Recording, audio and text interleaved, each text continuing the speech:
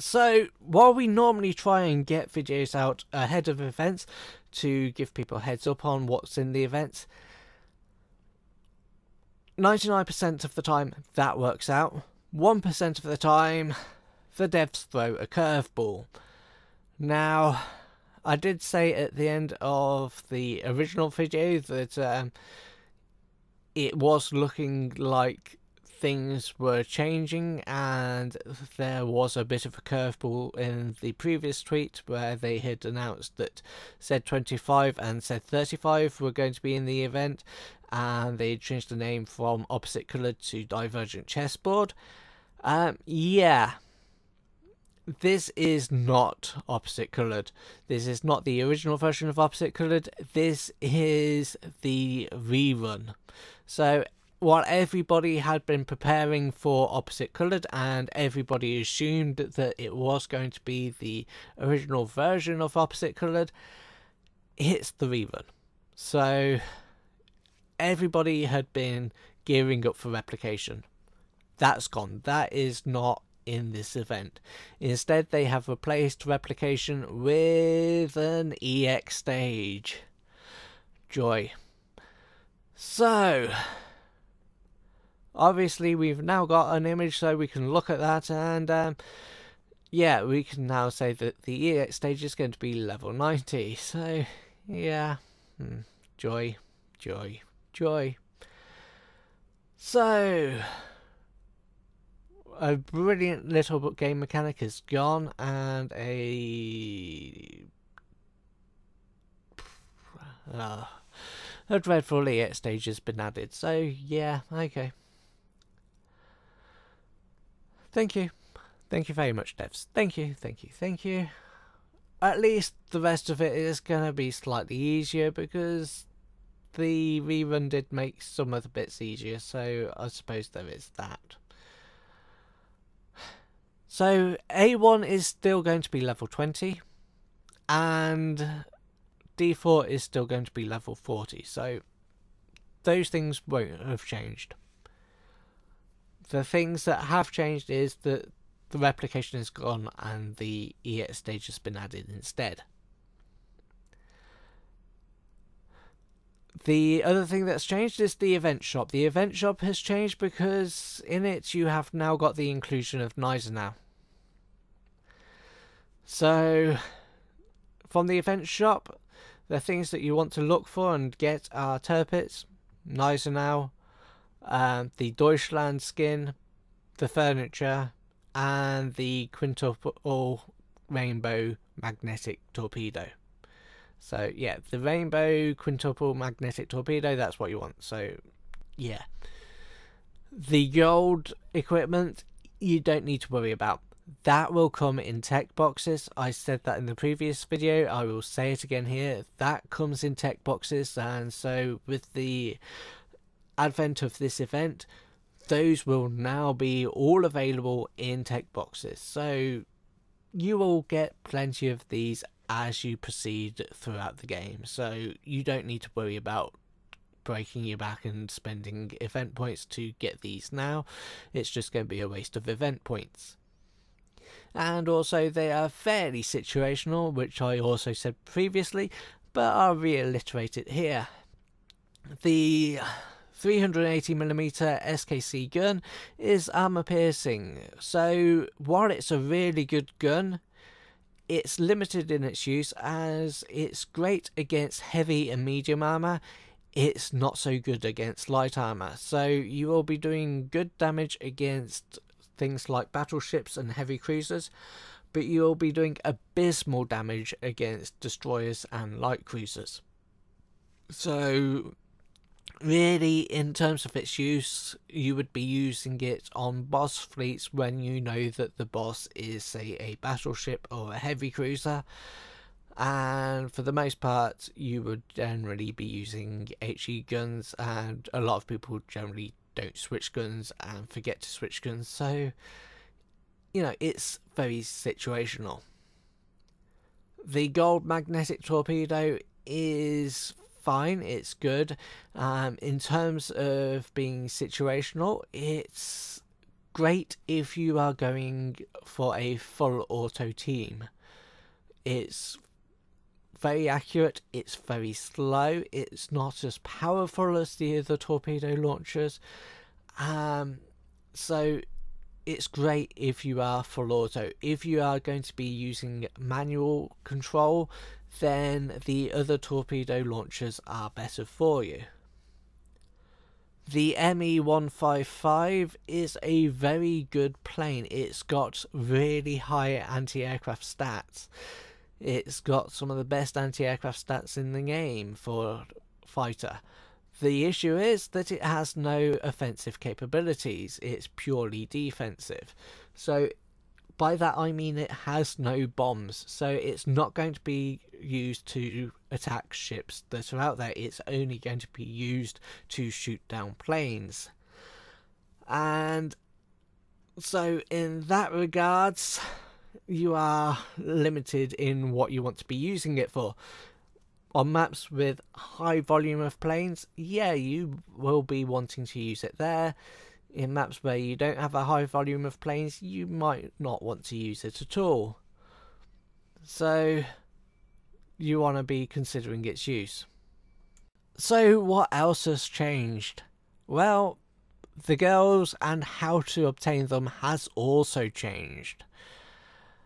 Now don't worry, Graf Zeppelin is still construction, along with Z-46, Admiral Hipper, and now Z-25 and Z-35. Those are the new ones and they are obtainable through construction. But Z-19 is also available in construction, whereas before in the original version she was only available as a drop. In the rerun she was put in as construction, so in this version you will be able to obtain her as construction. So yeah, that's not too bad. So on a whole, they've made a bunch of these ships a lot easier to obtain. And a good example of this is that Z-20 and Z-21 aren't just available as drops from all maps, they are also obtainable as 3-star clear rewards. So that makes them a lot easier to obtain as well. And as said, Gneisenau is in the event shop, as well as being a drop.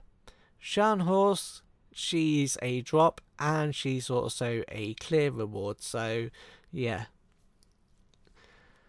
So the only one that is harder to obtain is Deutschland. She's the only one that is just a pure drop.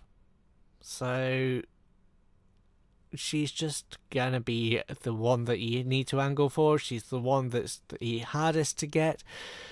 And yeah, that means that you want to be farming the nodes that she drops on, and it makes it a bit more of a challenge. So let's talk about where some of these individual girls drop from, and then we'll focus on where Deutschland drops from.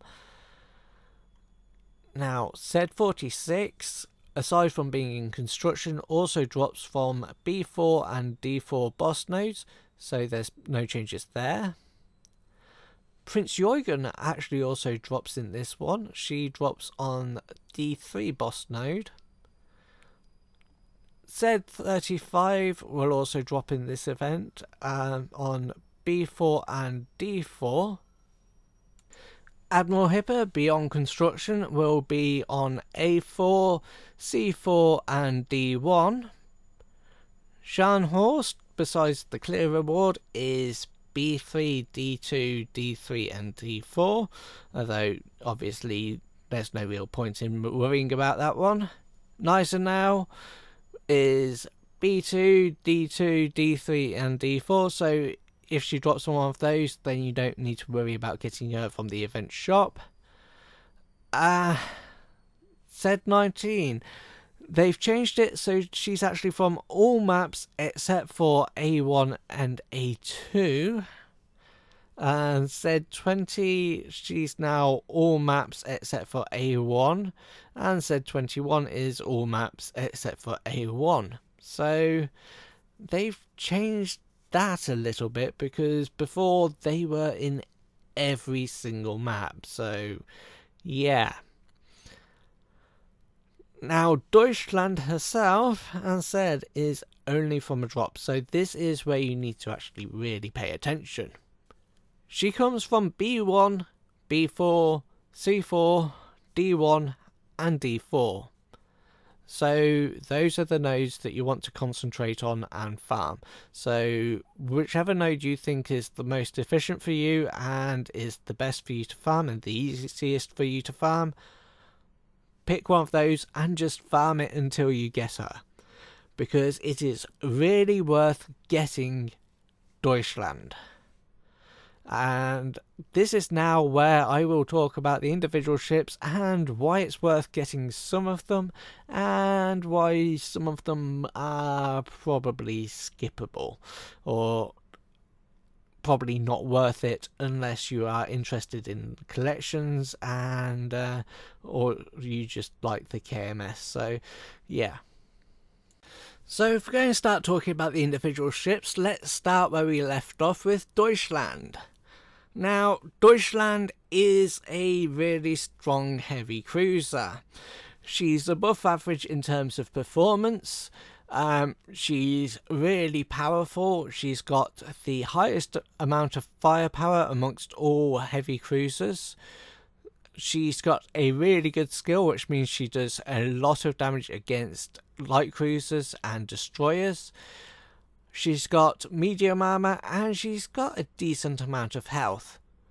She's got access to the 283mm SKC gun, and yeah, she's really good and really strong. There are definitely better heavy cruisers out there, but she is above average. But do not be fooled in thinking, because there are better heavy cruisers out there, that you can pass her over. If you have any designs on obtaining rune, then you want to get Deutschland. And anybody who wants to be running a KMS fleet, then Deutschland is also the ship for you. Now, what I mean about anybody who has designs on rune, and why would you not want to get rune? Rune is amazing, rune is good, so yeah, you want to get rune. You want to also then get Deutschland, because Deutschland will make your life a hell of a lot easier. The requirements for obtaining rune are twofold. Number one, you need to have 7 Ironblood Vanguard ships. Well, in the standard game you have 7 Vanguard ships, so yeah, you can just about do it. With this event, that makes things a lot easier, so you don't need to worry about that at all. Number 2, you need to get 3 million cruiser experience using Ironblood cruisers. Yeah, you have to use Ironblood cruisers, send them out on sorties, and get 3 million experience. So you have 2 choices here. You can use Königsberg, Karlsruhe and Köln, or you could use Prince Eugen, Leipzig and Deutschland. Which sounds better to you? So, yeah, Deutschland will rip through the enemy fleets and get you that experience a lot easier. So, make life easier for yourself, make things a lot simpler, get Deutschland now, you won't regret it. So, she is above average. She's really good. While you won't use her in an everyday fleet, she is worth getting. So, let's move on. Graf Zeppelin is a really good solid ship. She is the backbone of any Ironblood fleet, What I mean by that is she's gonna keep them standing.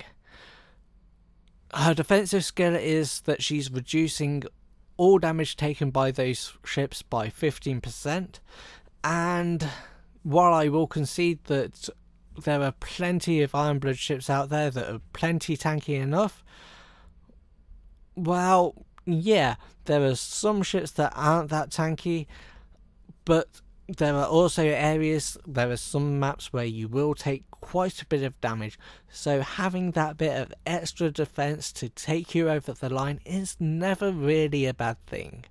So yeah, she's not really that bad. She's quite good.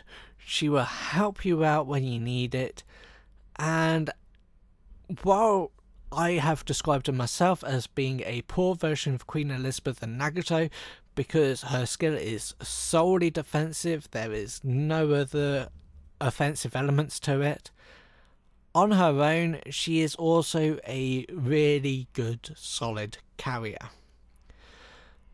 Yes, her air power is average. It is so average she's in the middle of the table. But in terms of a loadout, she's using 1 fighter and 2 dive bombers, and that's a pretty good loadout. Granted, her second skill is pretty much forcing her to use only German planes, but that's not even a handicap, because while I did say the ME-155 is purely anti-aircraft, if she's only using one of them, that means, yeah, she's got pretty solid anti-aircraft capabilities.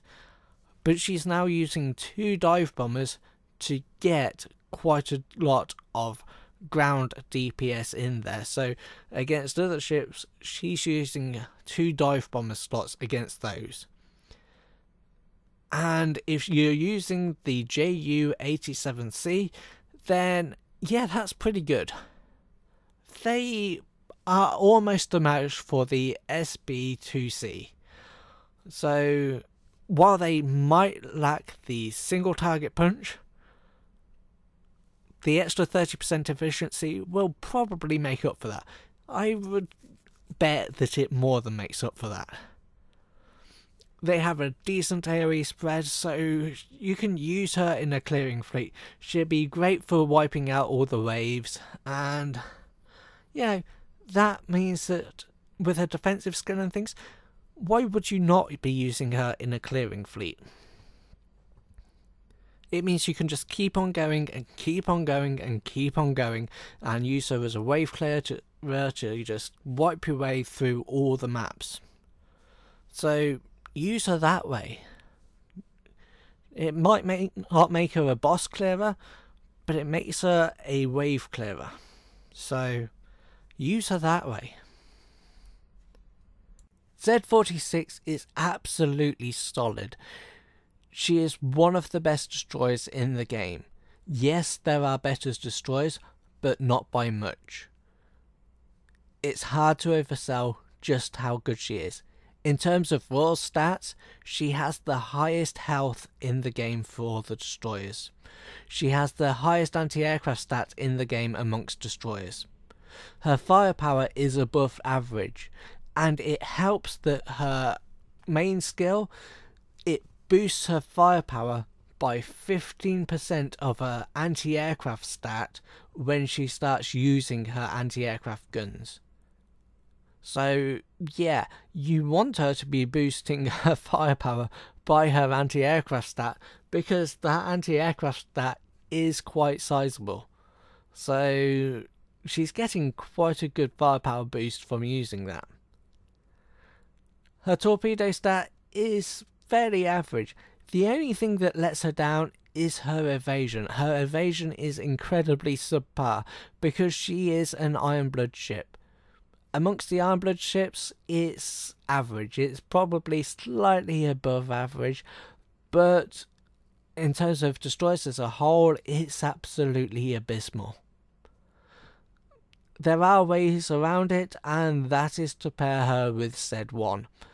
pair her with Z1, and yeah, you are boosting her firepower again, and you are boosting her evasion. So you are making a really good combination there.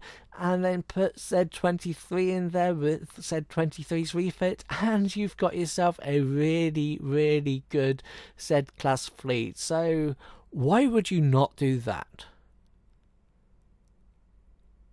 This is a really good destroyer combination. They are really good and really strong and really powerful. And with Z46 tanking, with that amount of health and things, you got yourself a really good solid tanking destroyer. So yeah, Z46, she is so sturdy. So she is definitely one to get. Tirpitz is a really powerful, really solid battleship. In terms of raw stats, her health pool is really big and really meaty. It's second only to Hood, and only by a few points. She has the second highest firepower in terms of battleships in the game at the moment. It's second only with Prince of Wales, and Warspite is first.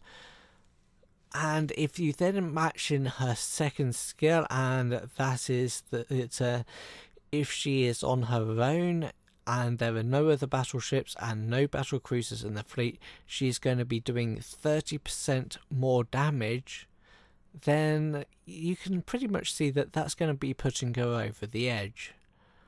She is so strong and so powerful. Churchill called her his beast. That was for a very, very good reason. She is a beast of a ship. So, yeah, I don't think there's much more than you can say there, other than she has a really good solid damage output. The magnetic torpedoes, they are fine. They don't do all that much for regular combat. I mean, you can say they have some effect against the fire ships, and they have some effect against the trash in the waves, but generally they don't do that much. But it's her general all-around damage output that really counts, and so yeah, she is really good at taking out any kind of boss that's out there. So she is really, really good at dealing the damage when it counts. Now, Scharnhorst and Gneisenau are a bit of an odd pair. They are worth paying attention to and worth obtaining because they are battle cruisers. Now, on one hand, you can say they aren't really worth it because Hood exists.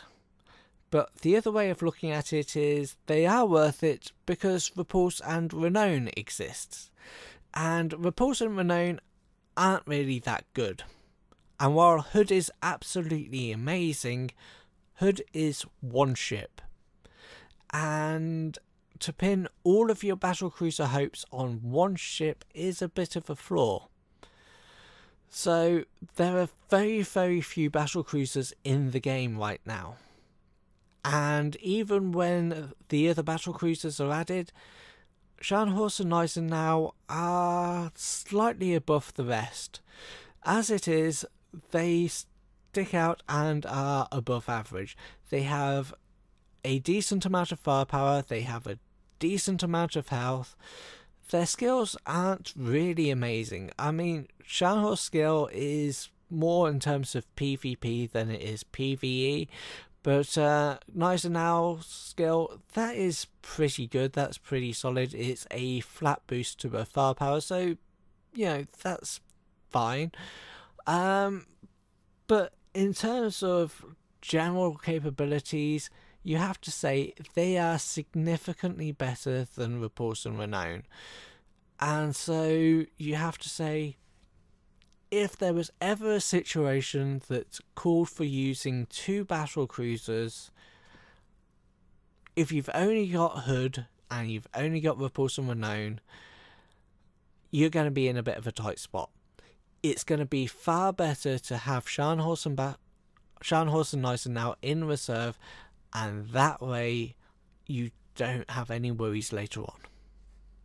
Now, while you could say that Scharnhorst and Gneisenau are above average as battle cruisers, and you could argue that they are then decidedly average as battleships, Admiral Hipper is just average. She is just decidedly average in every single way. She's supposed to be a tanking heavy cruiser, but really, when it comes to it, Prince Eugen is so much better. She is just so average, it hurts. I mean, her defensive skill is not as good as Prince Eugen's. It's the same kind of skill. It's got the shields, except for there's 2 shields instead of 3. It's not as good. It's not got as much of an activation time and things. It's just subpar. I mean, you can put her on the same level as Indianapolis, but she's not got as much going for her as Indianapolis. She's got less health than Prince Eugen, so there's that. I mean, she's got a second tanking skill, which is that she's going to be reducing the damage taken to her by 50% on an 8% chance, and it's just, it means that she's a subpar tank. She's very average, and really average generally doesn't cut it, not for a heavy cruiser tank. Sometimes you might want to use a cheap heavy cruiser tank, but when she is an elite, you're not going to be saving that much oil.